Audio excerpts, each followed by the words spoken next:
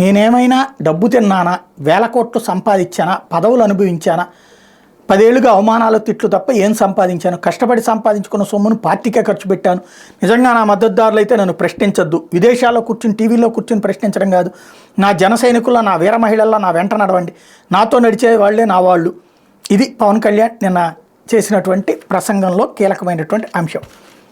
మరి ప్రశ్నించడానికే పార్టీ అని ఎందుకు పెట్టడం? నెంబర్ 1. రెండవది, ఏం ప్రశ్నించారు? ఇంకోటి డబ్బులు త్యాగం. ఎవరు త్యాగం చేశారు? ఆయన పంచిపెట్టారు. జగన్ కూడా పంచిపెట్టాడు. ఇప్పుడు చంద్రబాబు కూడా పంచిపెడుతున్నాడు. డబ్బులు ఉన్నోళ్ళు. నీ దగ్గర డబ్బులు ఉంటేనే కదా పంచేది. అదేదో అమ్ముకున్నారు ఆస్తులు అని చెప్పి ప్రచారం చేయించుకున్నంత మాత్రాన్ని కరెక్ట్ అయిపోతుందా? రెండోది, ఏ సినిమాలు వదులుకున్నారు? ఎన్ని సినిమాలు ఉన్నాయి ఇప్పుడు మన చేతిలో? 4 సినిమాలు. మధ్యలో సినిమాలు చేయలేదా? మరి డబ్బులు ఎక్కడ వదులుకున్నట్టు?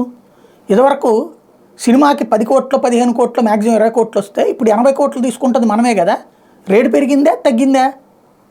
ఇంకోటి, ఏం బాపుకున్నామంటే ఇంకా అంతకుమించి బాపుకునేది ఏంటి?